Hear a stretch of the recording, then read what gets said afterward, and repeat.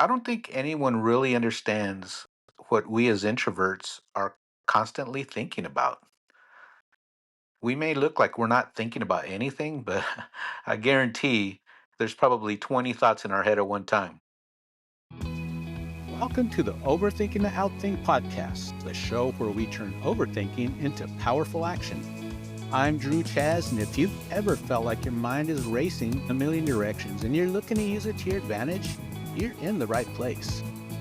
This podcast is all about helping introverts like you stop overthinking and start outthinking, embracing your natural strengths to lead with confidence, calm, and clarity.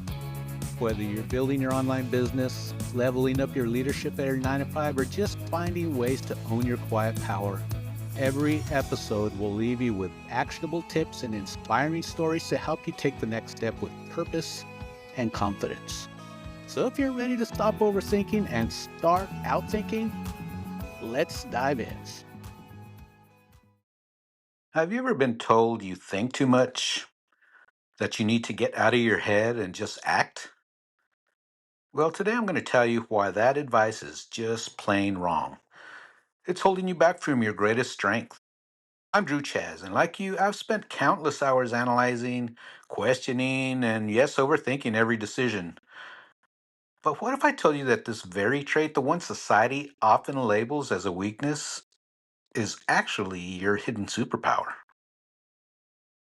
A few years ago, I was wondering why people were looking at me as being weak because of my quietness and my thinking. They didn't understand me at all because they were telling me that I didn't have what it takes to be a good leader because I was so quiet. But what they didn't realize is that I was constantly thinking and thinking ahead and thinking of the problem and how to create the solution. In fact, I learned that I was able to actually come up with a plan B at all times. That was my motto is I always had a plan B, and many times that plan B had to come into effect. And it saved the company many, many times. So, was I a bad leader? No, I was just thinking and I was using my strength that I have. I didn't realize it at the time because I kind of believed everybody that I was just a quiet guy and I never really even thought about it. Well, let's talk about what's actually happening in your brain when you're overthinking. And this is where it gets really fascinating. You know that studies have found that introverts have more gray matter in the prefrontal cortex? That's the area responsible for abstract thinking and decision making. We're literally wired to process information more deeply. Let me break this down into three key categories. Number one is pattern recognition. While others see isolated events, your brain is naturally connecting dots. And you're not just seeing what it is, you're seeing what it could be. This makes you more invaluable in strategic planning and problem solving. I don't think anyone really understands what we as introverts are constantly thinking about. We may look like we're not thinking about anything, but I guarantee there's probably 20 thoughts in our head at one time.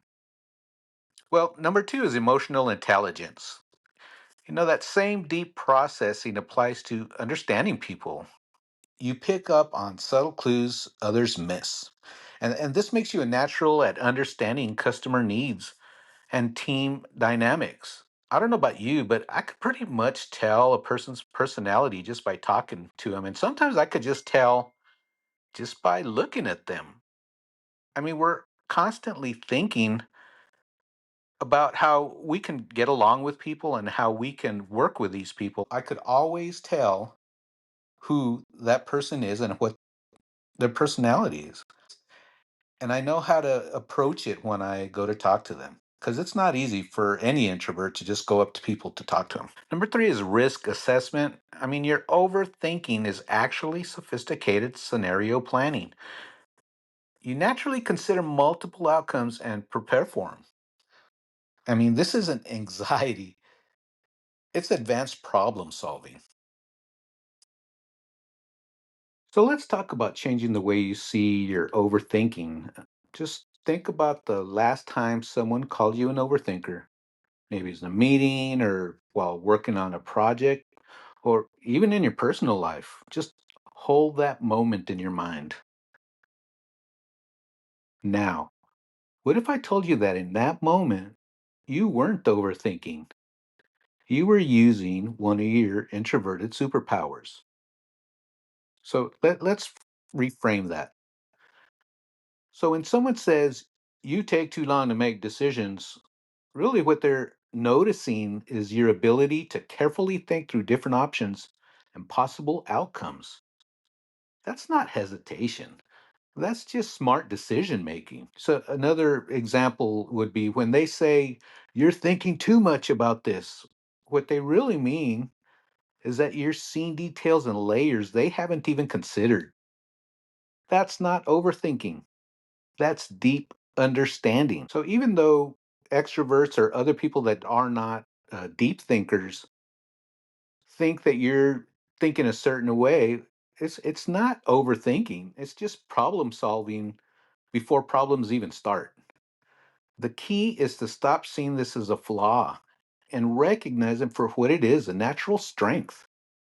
So instead of apologizing for thinking through things, learn to explain the value of your thought process.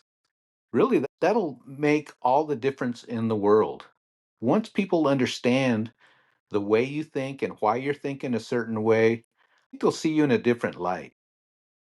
So here's three simple steps to help you turn your deep thinking into an advantage. Number one would be to start a strategic insights journal.